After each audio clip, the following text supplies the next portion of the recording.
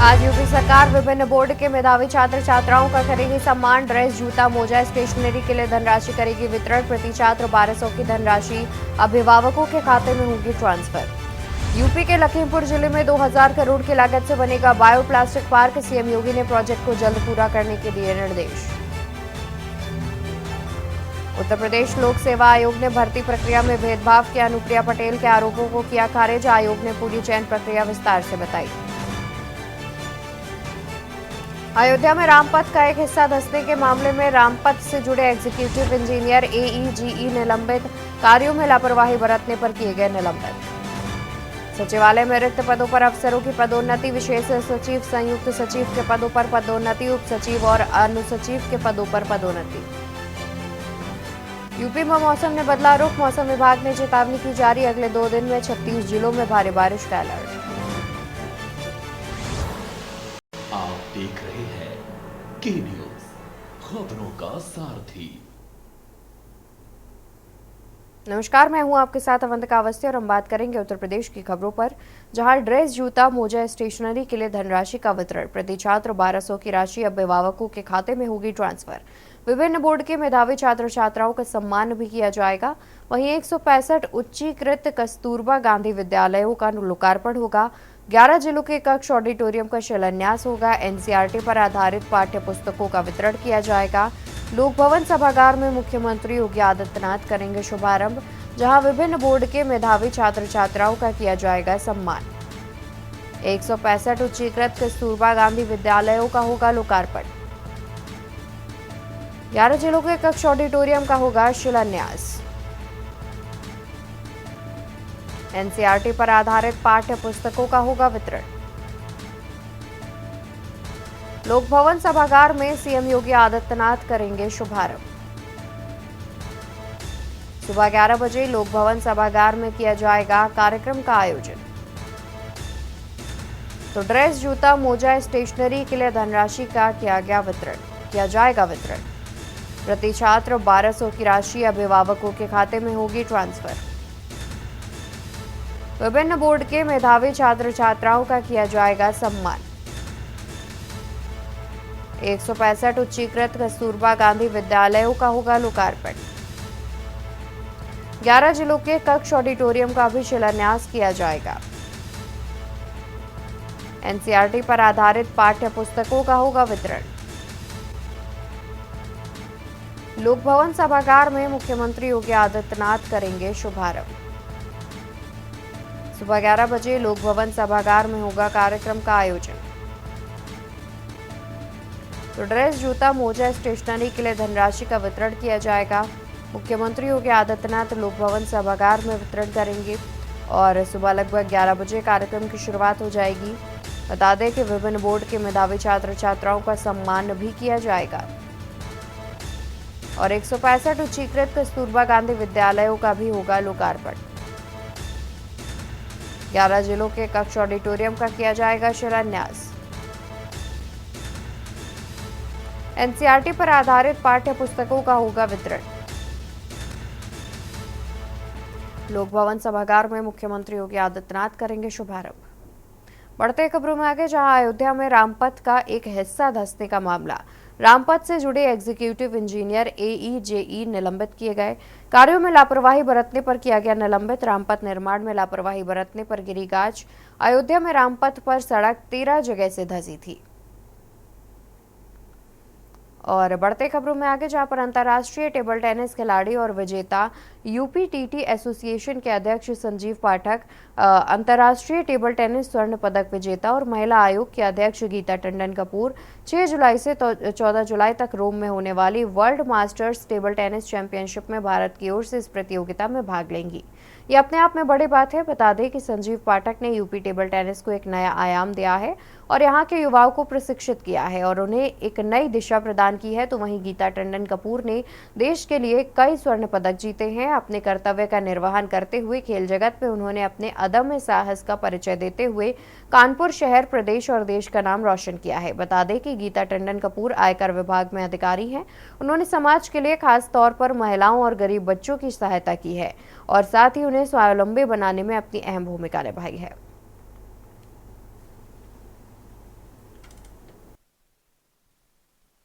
6 जुलाई से 14 जुलाई को आए। इसके लिए मैं और गीता रोम में 6 जुलाई से 14 जुलाई को आयोजित होगी। इसके लिए मैं और गीता रोम जा रहे हैं और भारत का प्रतिनिधित्व कर रहे हैं। ये हम लोग के लिए बड़े गर्व की बात है कि उस प्रतियोगिता के टाइटल स्पॉन्सर हम लोग के बाल सखा विवेक कोहली जी हैं, जो स्टैग ग्लोबल के ओनर भी हैं। वही इस प्रतियोगिता को स्पॉन्सर कर रहे हैं। ये भारतवर्ष और हम लोग के लिए बड़े गर्व की बात है। जो मोदी जी कहते हैं मेक इन इंडिया, आज हमारा मेक इन इंडिया का पूरे विश्व में नाम हो रहा है। स्टैग ग्लोबल की जो टीटी टेबल्स है, वही उसी टीटी टेबल्स पे ही पूरी प्रतियोगिता आयोजित भी होगी। रोम में हमारी वर्ल्ड चैंपियनशिप है 6 से 14 जुलाई वहाँ के एग्जीबिशन सेंटर में। और बड़े गौरव की बात है, हमारे खुद के प्रेसिडेंट संजीव पाठक जी और मैं दोनों ही बचपन के साथी हैं, साथ साथ खेले बड़े हुए। और आज एक वेटरन चैंपियनशिप में हम दोनों ही पार्टिसिपेट करने जा रहे हैं। मैं उसमें विमेंस में 50 प्लस में 50 प्लस टू 55 एक इवेंट होता है, उसमें मैं पार्टिसिपेट कर रही हूँ। इसमें 3 इवेंट होते हैं।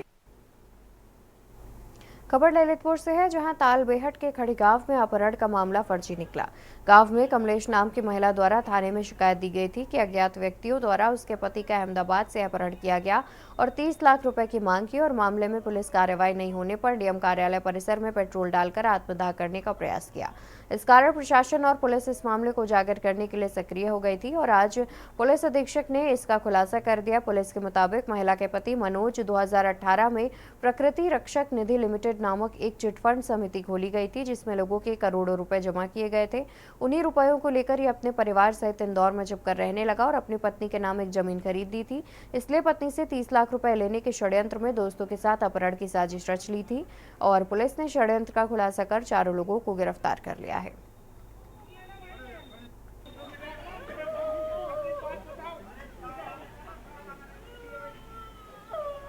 देखिए, किडनैपिंग की एक आपराधिक षड्यंत्र रचने का जो 4 लोगों के द्वारा षड्यंत्र रचा गया था, उन्हीं लोगों को आज जो है अरेस्ट किया गया है और उनको अरेस्ट करके आज जेल भेजा जा रहा है। इसमें मामला ये था कि एक महिला के द्वारा सूचना दी गई थी कि उसका पति जो है उनको कुछ लोगों ने किडनैप कर लिया है और उनसे फिरौती के रूप में 30 लाख रुपए की जो है रकम मांगी गई है। इसके बाद जो है जब उनके द्वारा इस घटनास्थल को जो है अहमदाबाद जो है बताया गया था कि अहमदाबाद से जो है उनका पति जो है किडनैप किया गया है। उसकी जब उसकी विवेचना और एफआईआर दर्ज करने के बाद उसकी विवेचना जब शुरू की गई, उसमें ये पता चला कि ये जो व्यक्ति जो मनोज है, जिनकी पत्नी के द्वारा मुकदमा लिखवाया गया था। मुरादाबाद में युवती को अगवा करने की कोशिश में मां बाप और भाई पर गोली चलाने वालों आरोपियों के घर पर पुलिस प्रशासन का बुलडोजर चला। मुंडा पांडे थाना इलाके के शिवपुरी में फायरिंग की घटना हुई थी। 3 माह पहले संभल जनपद से शादीशुदा युवती को लेकर आरोपी युवक फरार हो गया था। पुलिस ने युवती को बरामद कर लिया। तब से युवती मुरादाबाद जनपद में अपने मायके में रह रही थी। वहीं युवक और उसके परिवार वालों ने युवती को अगवा करने की कोशिश करते हुए परिवार पर हमला बोला था। आरोपी नन्हे, आले हसन और सुलेमान के घर प्रशासन ने बुलडोजर चलाया। पूरा मामला मुरादाबाद के मुंडा पांडे थाना इलाके के शिवपुरी गांव का। 27 की रात्रि को एक सूचना मिली थी, जिसमें कि एक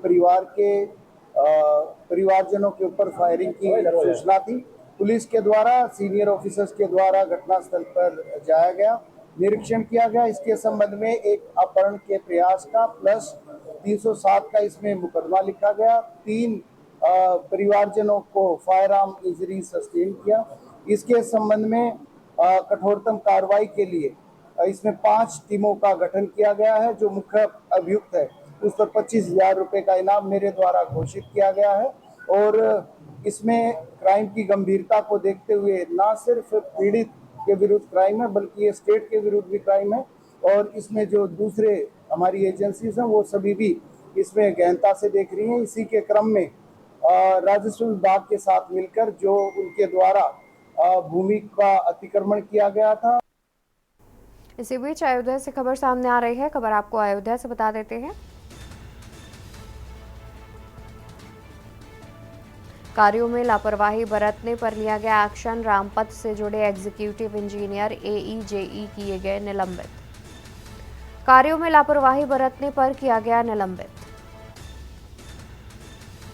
रामपथ निर्माण में लापरवाही बरतने पर गिरी गाज। अयोध्या में रामपथ पर सड़क 13 जगह से धंसी थी। अयोध्या में रामपथ का एक हिस्सा धंसने का पूरा मामला। रामपथ से जुड़े एग्जीक्यूटिव इंजीनियर, एई और जेई किए गए निलंबित। कार्यों में लापरवाही बरतने पर किया गया निलंबित। रामपथ निर्माण में लापरवाही बरतने पर गिरी गाज। रामपथ से जुड़े एग्जीक्यूटिव इंजीनियर, एई, जेई किए गए निलंबित। कार्यों में लापरवाही बरतने पर किया गया निलंबित। रामपथ निर्माण में लापरवाही बरतने पर गिरी गाज। अयोध्या में रामपथ पर सड़क 13 जगह से धंसी थी। अयोध्या में रामपथ का एक हिस्सा धंसने का मामला। रामपथ से जुड़े एग्जीक्यूटिव इंजीनियर, एई और जेई किए गए निलंबित। कार्यों में लापरवाही बरतने पर किया गया निलंबित। रामपथ निर्माण में लापरवाही बरतने पर गिरी गाज। रामपथ से जुड़े एग्जीक्यूटिव इंजीनियर, एई और जेई किए गए निलंबित। और इसी खबर पर ज्यादा जानकारी के लिए हमारे साथ संवाददाता प्रवेश पांडे जुड़े हुए हैं। प्रवेश, जिस तरीके से जानकारी मिल रही है कि मॉनसून की शुरुआत होते ही रामपथ पर 13 जगह से सड़क धंस गई है, क्या है पूरा मामला? देखिए, अयोध्या में प्री मानसून की जब पहली बारिश हुई थी, उसके बाद से ही रामपथ पे जो विकास किए गए थे, रामपथ जो बनाया गया था, चौड़ीकरण किया गया था, उसकी पोल जो है पहली बरसात में ही खोल दिया था। लगातार जो है बरसात जैसे होती, थोड़ी बरसात शुरू होती, उसके बाद गड्ढे हो जाना सड़क में और इसी के साथ जलभराव हो जाता था। लेकिन जो है वही जो रामपथ पे गड्ढे हुए, इसको जो है तत्काल प्रभाव से सरकार ने संज्ञान लिया। उसके बाद एक बड़ी कार्रवाई की है, जिसमें जो है एई और जेई जो है कल रात्रि में ही जो है निलंबित कर दिए गए हैं। जी बिल्कुल। और साथ ही प्रवेश, देखा जाए तो इस पूरे मामले में सिर्फ निलंबन की कार्यवाही अभी तक की गई है, क्या इसके अलावा भी कुछ और एक्शन लिया जाएगा? बिल्कुल, देखिए रामपथ के मामले में कहीं से भी कोताही जो है सरकार की तरफ से नहीं बरती जाएगी। यही नहीं, इसके साथ साथ उत्तर प्रदेश जल निगम के जो प्रबंध निदेशक राकेश कुमार मिश्रा ने अयोध्या में तैनात अधिशासी अभियंता आनंद कुमार दुबे और सहायक अभियंता राजेंद्र कुमार यादव और अवर अभियंता मोहम्मद साहिब को भी निलंबित कर दिया गया है। तो एक तरफ पीडब्ल्यूडी की कार्रवाई चल रही है, तो दूसरी तरफ जो है उत्तर प्रदेश जल निगम की भी कार्रवाई अयोध्या में चल रही है। तो कार्रवाइयां कहीं न कहीं से जो है हर विभाग में कार्रवाई लगातार चल रही है। रामपथ में जो भी लापरवाही हुई है या अयोध्या के विकास में जो भी लापरवाही हुई है, कहीं से उसमें जो है किसी को बख्शा नहीं जाएगा। जांच हो रही है बाकायदा, अगर जांच में लापरवाही या अनियमितता पाई जा रही है तो तत्काल प्रभाव से कार्रवाई की जाए। बिल्कुल, बहुत शुक्रिया आपका। तो आपको बता दें कि अयोध्या में रामपथ पर 13 जगह से सड़क धंस गई है, जिसके बाद इस पूरे मामले में एई और जेई को निलंबित कर दिया गया है।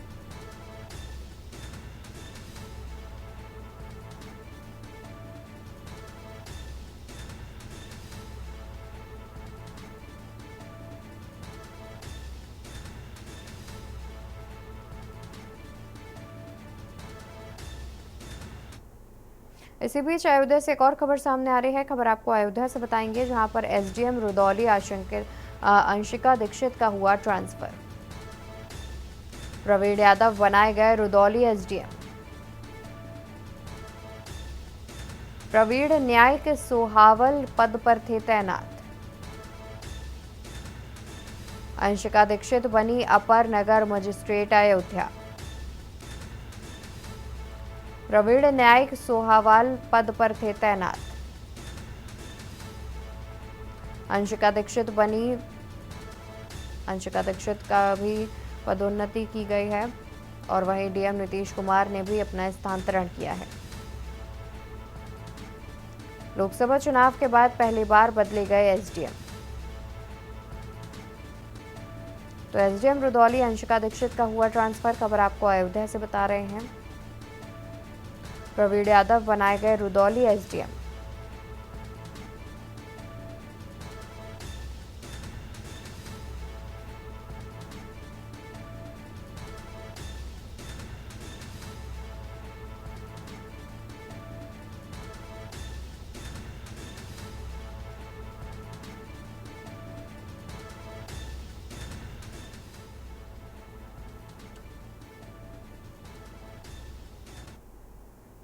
इसी बीच खबर बलिया से सामने आ रही है। खबर आपको बलिया से बताएंगे।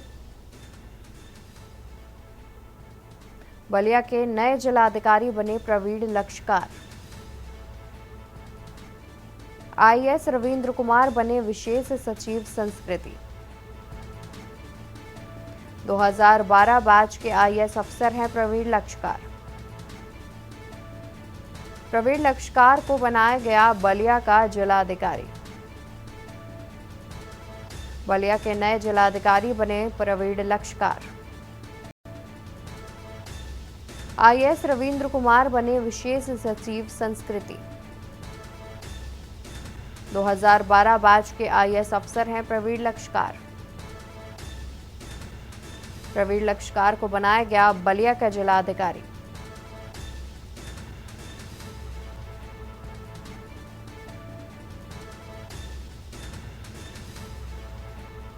आईएएस रविंद्र कुमार बने विशेष सचिव संस्कृति। 2012 बैच के आईएएस अफसर हैं प्रवीण लक्षकार। प्रवीण लक्षकार को बनाया गया बलिया का जिलाधिकारी।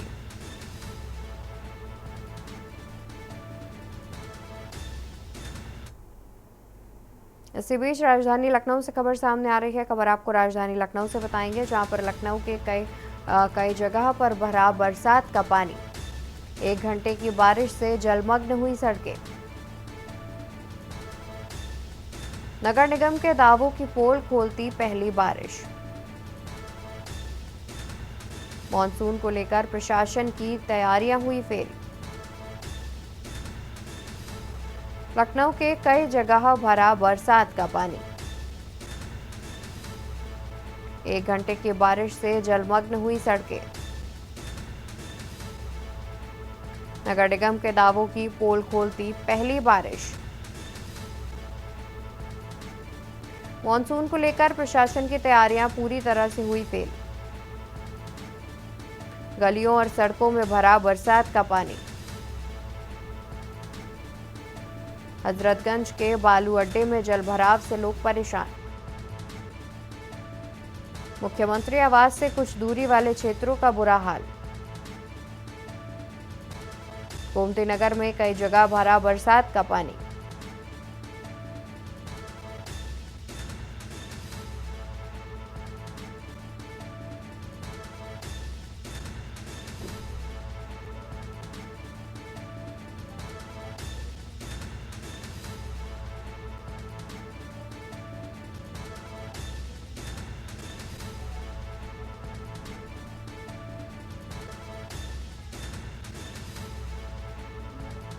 तो मॉनसून को लेकर प्रशासन की तैयारियां फेल हो गई हैं। राजधानी लखनऊ से खबर सामने आ रही है।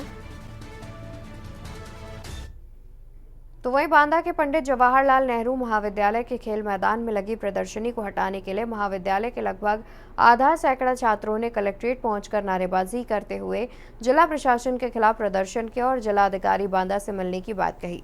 काफी समय बाद अपने कार्यालय पहुंचे जिलाधिकारी नागेंद्र प्रताप ने छात्र नेताओं से मिलकर उनकी बात सुनकर जांच कराने की बात कही है।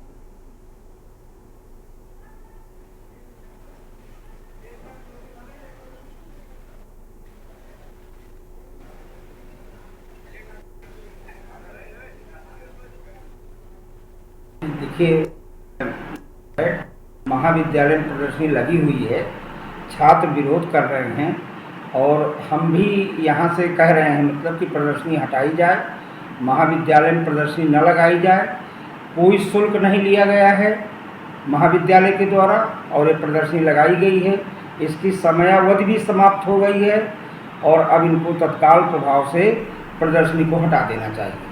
और हम लोग अपने महाविद्यालय को के अस्तित्व को बचाने की लड़ाई लड़ रहे हैं।